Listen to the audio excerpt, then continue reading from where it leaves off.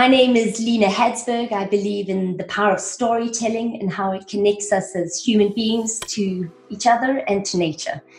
We're having a conversation today with the epic international big wave surfer, Garrett McNamara, and his incredible wife, who I believe is passionate about the environment and about nature.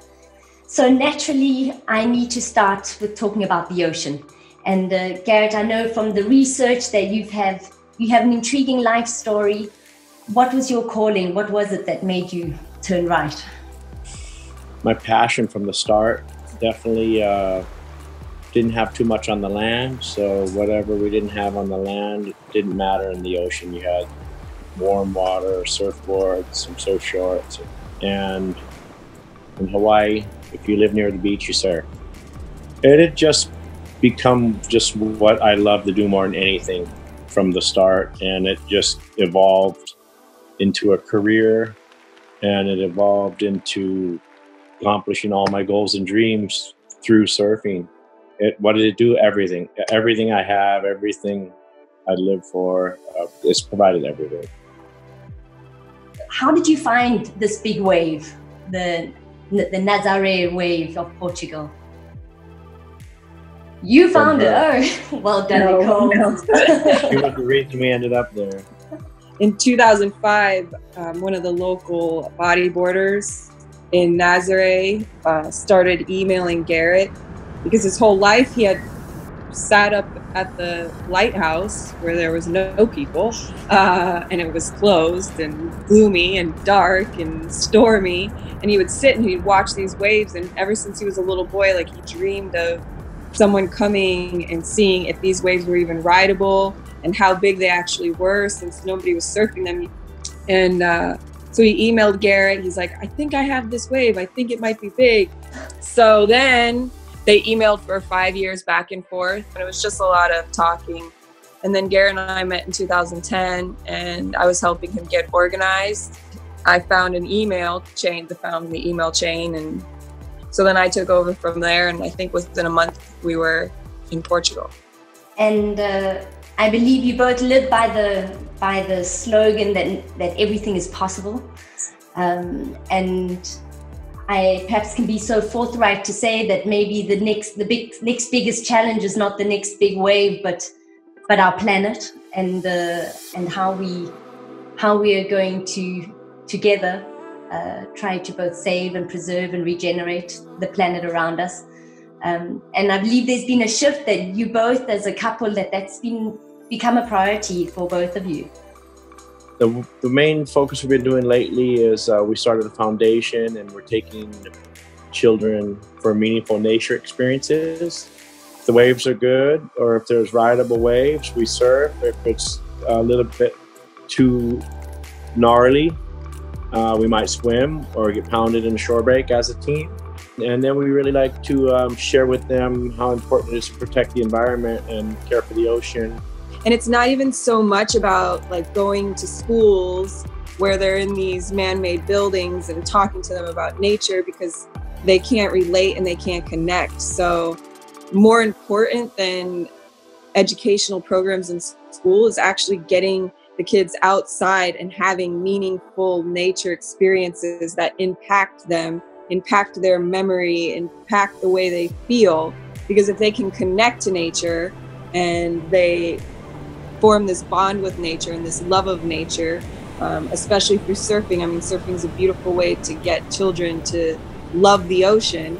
They're naturally going to then want to protect it. Yeah. It's really hard to ask somebody to protect something that they have no relationship with.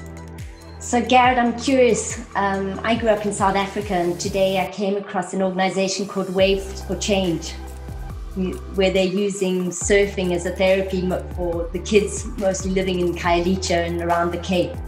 And I believe you've been involved there, and perhaps you can share why or how you think that surf can be a therapy. There are so many different ways to utilize it. First, I started working with Surfers Healing. That's actually where I met Nicole, where we would take autistic children surfing. And the kids children would speak for the first time, show emotions for the first time, eye contact, for the first time.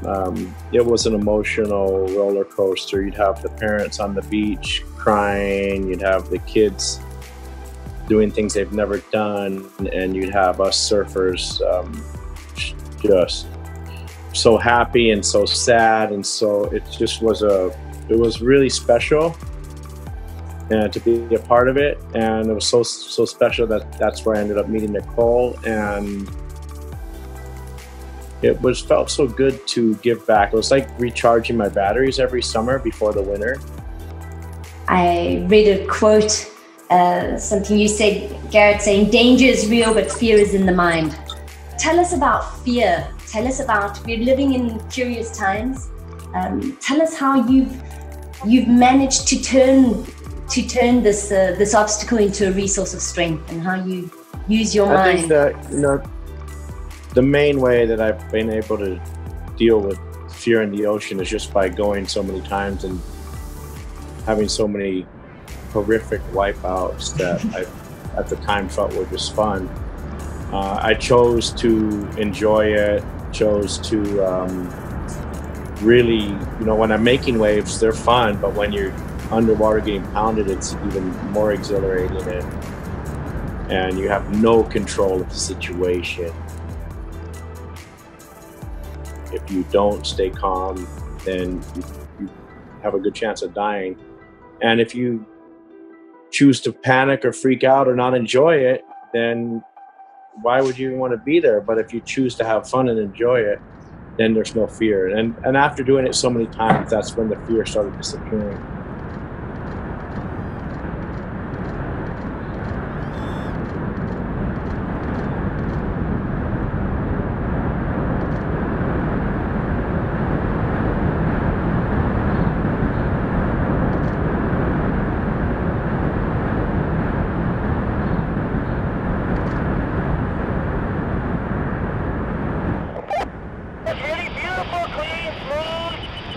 Just a really beautiful ride.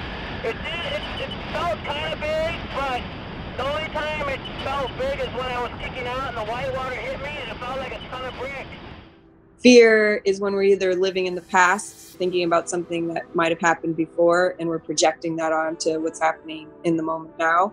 And it's also created when we're thinking about the future, like all the shoulda, wouldas, couldas, and like what could happen. And nobody really knows what is going to happen. So sitting in a place of fear about something that we at the moment have no control over, it doesn't exist. So if you can practice mindfulness and present moment awareness, like in the present moment, if you're truly in the moment, fear can't exist, because fear is either when you're thinking about what has happened before or what's happening in the future. So maintaining complete present moment awareness eliminates all fear. I've never said it that well. So what are we wishing for our oceans? What are we wishing, and what can we do? What do you believe we can do? You both live so much part of the ocean. It's yeah. There's pretty basic everyday. No, refuse plastic bags. Never take a plastic bag from the store ever again.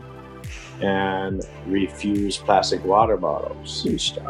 And those are just two real basic ones that everybody can do right now today. And then you got a million more.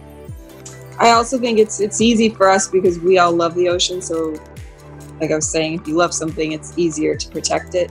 It's really bringing awareness to people who aren't near the ocean about how much the ocean actually provides for them.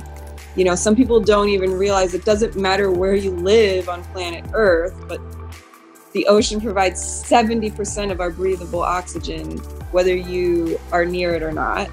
And food, it has a lot of resources, and people don't realize that if you are not doing your part, that these things could disappear. None of us are perfect. Sometimes we forget our bags, it happens. Or sometimes we're traveling and we're stuck in the airport and my kid is like really, really thirsty and I have no other option. So just not beating yourself up and not thinking it's unattainable to be sustainable, You know, there's so many levels of sustainability, and just doing a little bit is going to make a difference.